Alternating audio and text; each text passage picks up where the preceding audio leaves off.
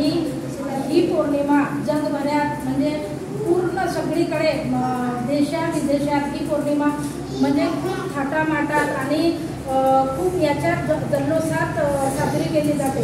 म्हणजे आपल्या इकडे तरी आहेच आहे, पण तुम्ही थायलंड वगैरे इकडे बघाल तर खूप मोठ्या प्रमाणात ही जयंती साजरी आपले पौर्णिमा साजरी केली जाते।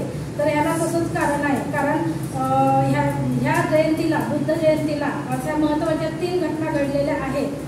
तर ह्या वैशाख पौर्णिमेला भगवान गौतम बुद्ध व सिद्धार्थ गौतम यांच्या जीवनात 3 महत्त्वाच्या घटना घडलेल्या आहेत। महाराणी महामाया यांच्या पोटी लुंबिनी वनात सिद्धार्थ गौतमाचा जन्म झाला होता, तोही ह्याच पौर्णिमेला झाला इसवी सन पूर्व 563 साली। आणि बुद्धगया येथे बोधी वृक्षाखाली सम्यक समृद्धीत्वाचा साक्षात्कार झाला। त्यांना दुःखमुक्तीचा मार्ग मिळाला, त्यांनी दुःखाचे मूळ शोधले, त्यांना सर्व ज्ञान प्राप्त झाले, तेही वैशाख पौर्णिमेच्या दिवशी।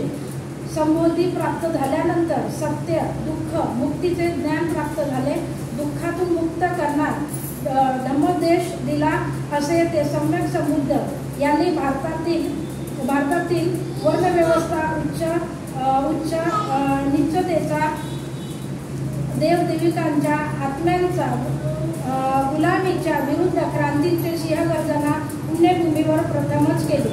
दुःखमुक्त व्हावं म्हणून त्यांनी धर्माचा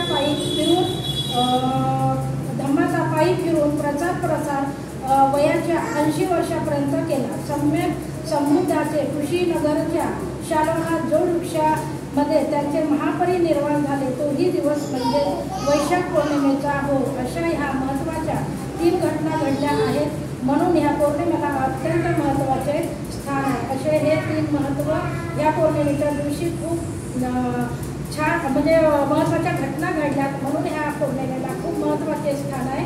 एवढे